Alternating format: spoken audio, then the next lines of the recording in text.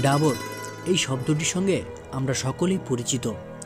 দাঁতের মাজন হোক কিংবা তেল বা মধু, এক সময়ে বাংলা ও বাঙালির ঘরে ঘরে ছিল ডাবরের রাজত্ব। কেবল বাংলায় নয়, দেশ এমনকি বিদেশেও এখন পৌঁছে গিয়েছে এই কোম্পানির অসংখ্য পণ্য। ডাবরের মধু, তেল, শ্যাম্পু, মাজন কম বেশি সকল ভারতীয়র ঘরেই পাওয়া যায়।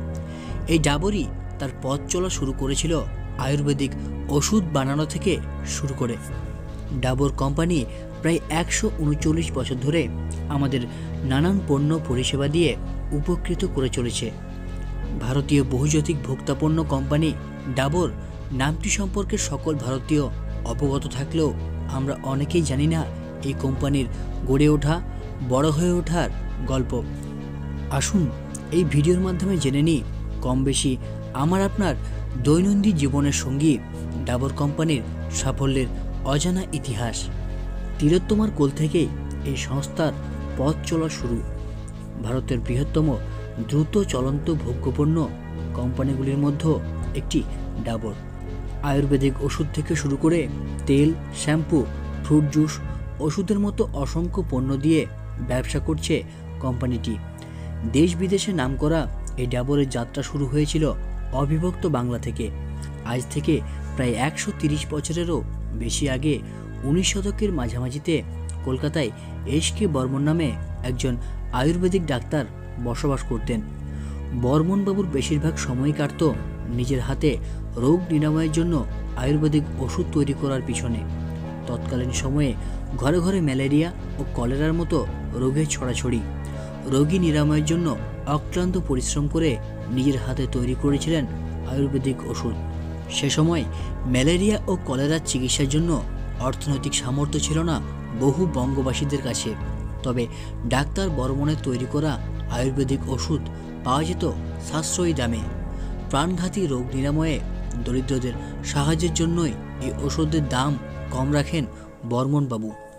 আগাগোড়ায় আয়ুর্বেদের ওপর সবারই বিশ্বাস, ফলে সাশ্রয়ী আয়ুর্বেদিক ওষুধের জন্য ডাক্তার বর্মনের নামডাক শুরু হয় কলকাতার সীমানা পেরিয়ে দূর দূরান্তরের গ্রাম ও শহরেও।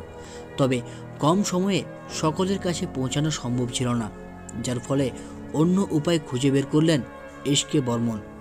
মেল অর্ডারের মাধ্যমে দূরের শহর গ্রামের রোগীদের ওষুধ পাঠানোর পরিকল্পনা মাথায় আসে তার।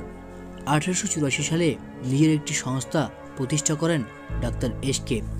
যেহেতু কোম্পানির শুরুতে উদ্দেশ্য ছিল কম দামে জনসাধারণের কাছে ডাক্তার এস.কে. তৈরি আয়ুর্বেদিক ওষুধ পৌঁছে দেওয়া, তাই কোম্পানির নামে অর্থাৎ ডাবরের নামে রাখা হয় ডাক্তারের ছোঁয়া।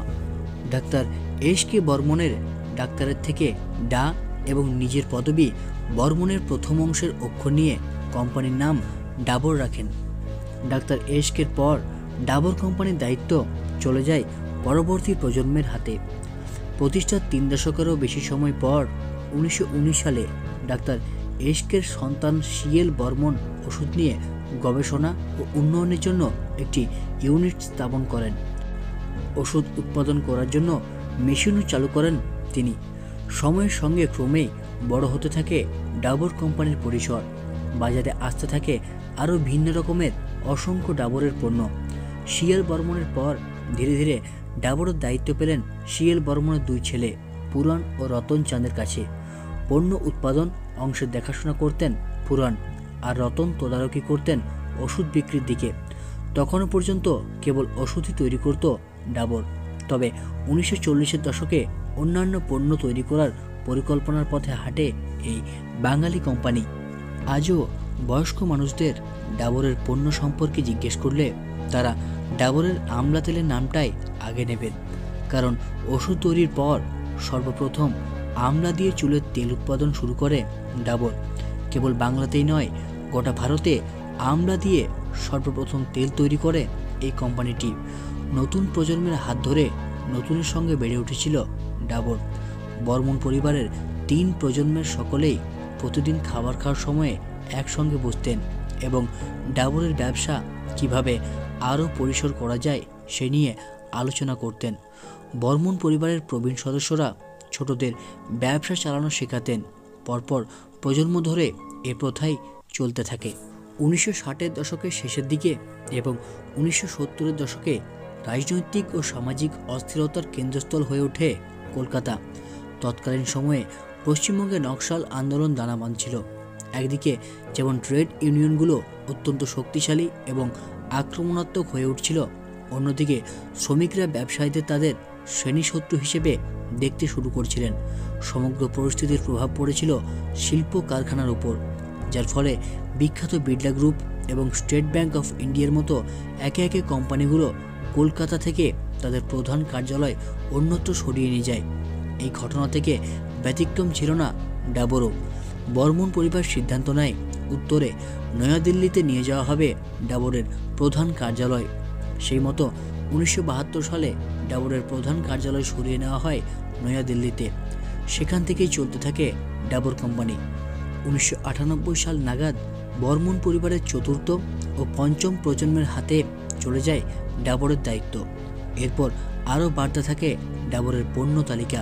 চুলের তেল, চ্যবনপ্রাশ থেকে শুরু করে টুথপেস্ট সহ নানা পণ্য তৈরি করতে শুরু করে ডাবর। তবে প্রধান কার্যালয় স্থানান্তর এবং পণ্য সংখ্যা বৃদ্ধি করলেও ব্যবসায় বিশেষ লাভ করছিল না ডাবর। ফলে বিশেষজ্ঞের পরামর্শের খোঁজে বর্মন পরিবার পৌঁছায় আন্তর্জাতিক প্রতিষ্ঠান ম্যাককিনসে অ্যান্ড কোম্পানির কাছে। এই কোম্পানি বর্মন পরিবারের ব্যবসা পরিচালনার ধারণা থেকে কিছুটা অন্য রকমের পরামর্শ দেয়। আন্তর্জাতিক প্রতিষ্ঠানটি বলে বর্মনদের ব্যবসার নিয়ন্ত্রণ ছেড়ে দিতে হবে, অর্থাৎ পরিবারটিকে কোম্পানির প্রতিদিনের পরিচালনায় অংশগ্রহণ করা বন্ধ করতে হবে।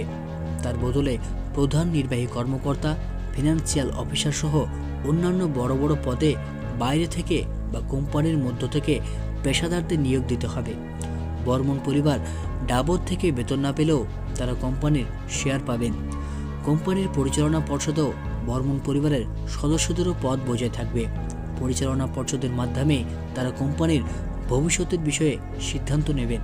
তবে কোনো নতুন পণ্য বাজারে আনা, সেটি কোন দেশ বা নতুন কোন শহরে বিক্রি করা হবে, উৎপাদন কেন্দ্র কোন জায়গায় স্থাপন করতে হবে এবং কী পরিমাণ উৎপাদন করতে হবে, এই সমস্ত যাবতীয় সিদ্ধান্ত নেওয়া হবে বর্মন পরিবারের বাইরের পেশাদারদের দিয়ে। বর্মন পরিবারের প্রজন্মগতভাবে চলে আসা বিজনেস স্ট্র্যাটেজি থেকে অনেকটাই আলাদা এই স্ট্র্যাটেজি ছিল বেশ ঝুঁকিপূর্ণ। শুরুতে উদ্যোগটি বাস্তবায়ন করা কঠিন হলেও হাল ছাড়েননি বর্মন পরিবার। নানান ওঠাপড়া নিয়ে এগোতে থাকে ডাবর। এই নয়া উদ্যোগ ধীরে ধীরে বর্মনরা এতটাই মেনে নেয় যে 2009 সালে বর্মন প্রজন্মের পঞ্চম প্রজন্ম আনন্দ বর্মনের কোম্পানির চেয়ারম্যানের দায়িত্বে থাকাকালীন বাজারে নতুন ফ্লেভারের হাজমোলা আনার কথা ওঠে। তবে সেই ফ্লেভার খোদ আনন্দ বর্মনের পছন্দ হয় না, কিন্তু তা পছন্দ হয় তৎকালীন সিইও সুনীল দুগ্গালের, এমনকি অন্যান্য কর্মীদেরও। ফলে হাজমোলার স্বাদ নিজের পছন্দ না হওয়া সত্ত্বেও সেটি বাজারে আনার সিদ্ধান্ত নেন আনন্দ বর্মন এবং উল্লেখযোগ্যভাবে সেটি হয়ে ওঠে বেশ জনপ্রিয়। বর্তমানে ডাবর কোম্পানির মালিক বা চেয়ারম্যান পদে রয়েছেন আনন্দ বর্মন এবং ডাবর ইন্ডিয়ার ভাইস চেয়ারম্যান আছেন আনন্দ বর্মনের খুড়তুতো ভাই মোহিত মালহোত্রা। এছাড়াও বর্মন পরিবারের একটি কাউন্সিল রয়েছে যা বর্মনদের এবং ডাবরের বোর্ড ও ব্যবস্থাপকদের মধ্যে ইন্টারফেস হিসেবে কাজ করে। তারা কৌশল নির্ধারণ করে। বর্মন পরিবারের 4 সদস্য অমিত, মোহিত, আদিত্য ও সাকেত রয়েছেন পরিচালনা পর্ষদে। আয়ুর্বেদে অবদান রাখার জন্য 2017 সালে ন্যাশনাল একাডেমি অফ ভেটেরিনারির সায়েন্স ফেলোশিপ লাভ করে ডাবর কোম্পানি। ডাবরের মধু হোক কিংবা মাজন, তেল, শ্যাম্পু, হাজমোলা, ডাবরের নানান পণ্য কম বেশি রয়েছে প্রায় সকল ভারতীয়ের ঘরে। ডাবরের ভেষজ বা আয়ুর্বেদিক পণ্যের সংখ্যা 250টিরও বেশি, যার মধ্যে রয়েছে কাশি সিরাপ, ডাবর হানিটাস ও নারীদের স্বাস্থ্য টনিক ডাবর অসকারিস্টের মতো ওভার দ্য কাউন্টার ওষুধ। ডাবরের পণ্য তালিকাতে রয়েছে ডাবরের মধু, hair care, oral care, health care, skin care, home যত্ন ও খাবারের মতো নানান পণ্য। বর্তমানে কোম্পানিটি মূলত 5টি ফ্ল্যাগশিপ ব্র্যান্ডের মাধ্যমে কাজ করে। প্রাকৃতিক স্বাস্থ্যসেবা পণ্যের প্রধান ব্র্যান্ড হিসেবে ডাবর প্রিমিয়াম পার্সোনাল কেয়ারের জন্য ভাটিকা, হজমের জন্য হজমোলা, ফলের রস ও পানীয়ের জন্য রিয়েল, এবং ব্লিচ ও স্কিন কেয়ার পণ্যের জন্য ফেম। ভারতের 12টি স্থানে এবং দেশের বাইরে 8টি উৎপাদন কারখানা তৈরি করা ডাবর একসময় ছিল কলকাতার একটি গলির ছোট এক উৎপাদন কারখানা, এক ডাক্তারের স্বপ্ন।